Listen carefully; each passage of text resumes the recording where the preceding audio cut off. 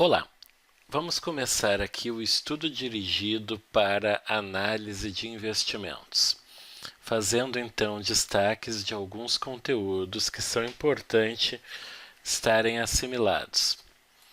Iniciamos falando da carteira de ações. Quais são as vantagens e desvantagens que se tem quando se monta uma carteira de ações, quando usar? Então, basicamente, é preciso saber responder a estas perguntas. Vocês podem verificar inúmeras vantagens, dentre elas a gente pode tranquilamente citar a redução do risco em função de utilizar ações de diversos mercados, me traz também o benefício desses diversos mercados. Quando eu combino ações, principalmente aquelas com comportamento diferente uma da outra, eu tenho uma redução de risco. É o que se estudou quando viu o modelo do Markowitz, que era o caso da nossa correlação negativa. Naturalmente que eu também tenho desvantagens, sendo a maior delas a questão da perda de rentabilidade. Então, como a rentabilidade e o risco caminham juntos, toda vez que eu reduzo o risco de um investimento, eu estou automaticamente reduzindo a rentabilidade dele também. Quando que eu devo usar uma carteira de ações ao invés de um ativo individual? Basicamente é quando eu tiver uma preocupação com o risco da operação. Então, eu estou interessado em reduzir o risco da operação, eu vou buscar uma carteira. Eu buscaria uma carteira de ações quando eu quisesse aumentar a rentabilidade? Não, jamais, porque ela vai justamente reduzir a rentabilidade da minha carteira, jamais aumentá-la. Depois que a gente fala aqui das carteiras de ações, o nosso próximo tópico é a análise das demonstrações financeiras. Quando a gente fala de análise de demonstrações, a gente tem basicamente aqui três tipos de análise: análise horizontal, análise vertical e a análise por índices, sendo a análise horizontal aquela que reflete a evolução patrimonial da empresa ao longo do tempo. Então eu identifico qual foi a evolução que ela obteve quando comparada com anos anteriores. Na análise vertical, o que eu busco identificar é a estrutura patrimonial dessa empresa, então como está disposta a estrutura patrimonial da empresa. E na análise dos índices, eu busco avaliar questões como a liquidez dos ativos da empresa, então os índices de liquidez, a capacidade de pagamento dessa empresa, os índices de endividamento, de estrutura de capitais, das atividades da empresa, de rentabilidade.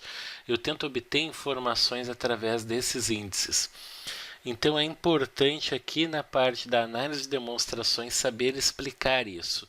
Explicar como funciona uma análise horizontal, como funciona uma análise vertical, como funciona a análise de índices, qual a importância delas. O foco aqui não é cálculo, o foco aqui é o entendimento teórico disso.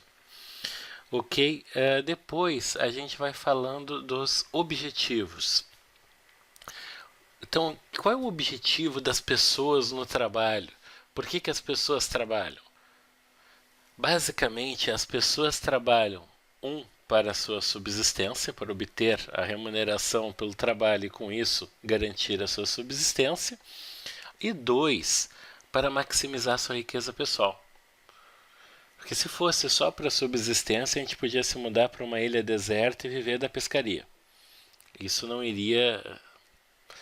seria necessário o trabalho, bastaria que a gente tivesse água potável nessa ilha e tivesse como pescar, estava tudo resolvido. Então a gente busca o trabalho porque a gente quer aumentar a nossa riqueza pessoal. E qual é o objetivo da empresa? Exatamente o mesmo. O objetivo da empresa é maximizar a riqueza. De quem? Dos acionistas. Então é importante eu entender isso, eu entender a diferença dos conceitos de maximização de riqueza, que é o que é? Maximização de riqueza consiste em obter o máximo retorno para um determinado nível de risco.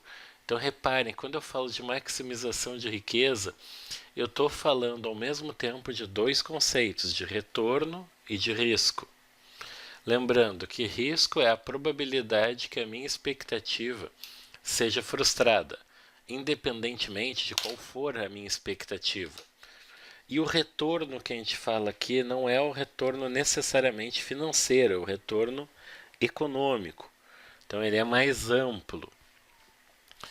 Bom, resumindo, os dois têm o mesmo objetivo, maximização de riqueza. Quando eu falo em diferenciar maximização de riqueza de maximização de lucro, eu tenho que maximizar lucro nada mais é do que obter um lucro maior hoje do que eu tinha no passado.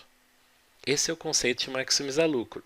Eu estou comparando o meu lucro atual com o meu lucro anterior. Quando eu falo de maximizar riqueza, o conceito pressupõe que eu tenha o máximo retorno para um determinado nível de risco. Quando eu falo em determinado nível de risco, eu estou me comparando com todo o mercado. Qualquer outra empresa que tenha o mesmo nível de risco que eu é comparável a mim. Desta forma, quando eu digo que eu quero o máximo retorno para um determinado nível de risco, eu não estou me comparando com a minha performance anterior, mas sim eu estou me comparando com todas as demais empresas do mercado que possuam o mesmo nível de risco do que a minha, e eu quero superar todas elas. Eu quero ser melhor do que todas elas. A gente tem também aqui a questão do papel das empresas, se é um papel principal ou intermediário. Então, na verdade, a empresa faz a intermediação nas operações, é ela que faz a intermediação no desenvolvimento da renda. Então, mas basicamente o que nos importa aqui dessa questão de objetivos são os conceitos de maximização de riqueza, maximização de lucro, saber diferenciar eles. Isso aqui é o que vai nos ajudar nesse estudo dirigido. Seguindo para o nosso próximo tópico, agora a gente tem a precificação de dividendos pelo modelo do Gordon. Então, relembrando aqui, o modelo do Gordon pressupõe esta fórmula aqui, onde eu tenho que o preço do ativo hoje é igual ao dividendo que ele vai me fornecer no próximo ano, dividido pela taxa de retorno do mercado menos a taxa de crescimento da empresa. Essa é a lógica do modelo de Gordon. Vamos passar para um exemplo numérico, porque esse modelo de Gordon é importante que se saiba efetuar os cálculos. Então vamos lá. A proposta desse cálculo aqui é que vocês calculem os dividendos a serem pagos em 3 anos, de acordo com os dados abaixo. Reparem na pegadinha. Dividendos pagos em 3 anos. O modelo do Gordon me dá o dividendo no ano seguinte. Então ele me dá o dividendo no ano 1, e a pergunta é o dividendo no ano 3. Esse é o cuidado que tem que se tomar. O valor atual da ação é 30. Ela tem uma, que seria no caso P0 naquela fórmula, tem uma taxa de retorno de mercado de 14%, que é o K da fórmula, e uma taxa de crescimento constante de 7%, que é o G da nossa fórmula. Lembrando também que quando fazemos os cálculos, estes sempre são realizados com o decimal, não com o percentual. Isso significa que o 14% vai virar 0,14. O 7% vai virar 0,07. Ok, passemos aos cálculos então. A primeira etapa do nosso cálculo é definir o dividendo em um ano, que é o D1, usando direto a fórmula. Então basta substituir. Eu coloco 30 no lugar do P0, 0,14 no K, o 0,07 no G. Resolvendo bem passo a passo, primeiro eu faço apenas a subtração. Fico com 0,07. Quem estava dividindo, passa multiplicando. E eu descubro que o dividendo daqui a um ano será de 2,10. O problema é que a questão pede em 3 anos, não daqui a um ano. Então o que eu tenho que fazer? Eu tenho que capitalizar o valor. Para fazer isso, eu vou utilizar o fator de capitalização. O que é o fator de capitalização? 1 mais I na N, que eu vou multiplicar pelo valor. Eu tenho que saber quem são o I e o N. N é o prazo desejado menos o prazo atual. Eu quero o dividendo em 3 anos. Eu tenho ele em 1 ano. Então, 3 menos 1, 2. E a taxa de crescimento constante, que era o nosso G. Essa eu conheço, é 0,07.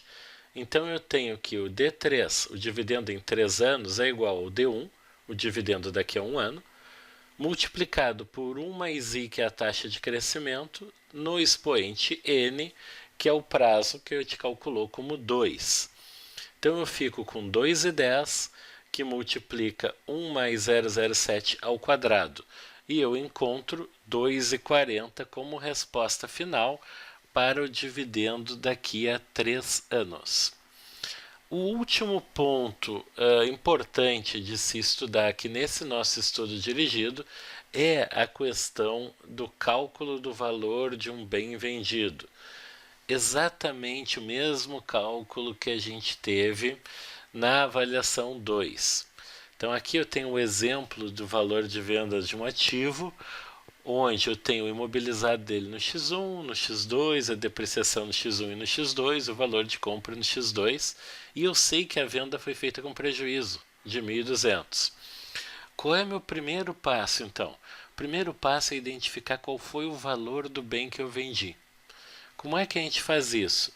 Eu pego o valor do meu imobilizado no ano X1, que era 18.700, adiciono a ele o valor do bem que eu comprei no ano X2 e depois eu apenas subtraio o valor que eu fiquei no imobilizado no final do ano X2.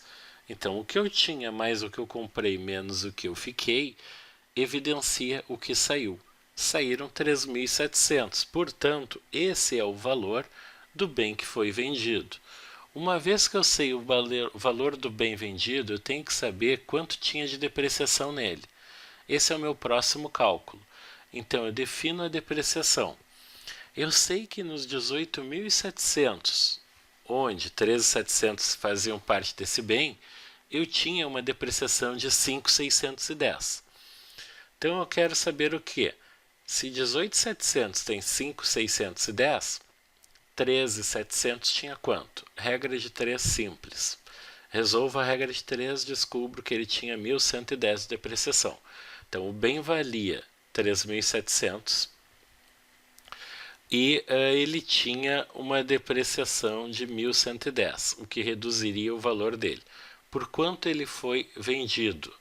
O valor de venda do bem foi os 3.700 que ele valia, menos o 1.110 que eu acabei de calcular, então 13.700 que ele valia, menos 1.110 que é a depreciação, menos 1.200 que é o prejuízo informado.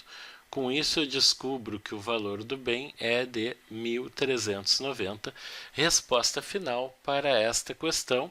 E aqui com isso a gente conclui então o nosso estudo dirigido para a disciplina de análise de investimentos.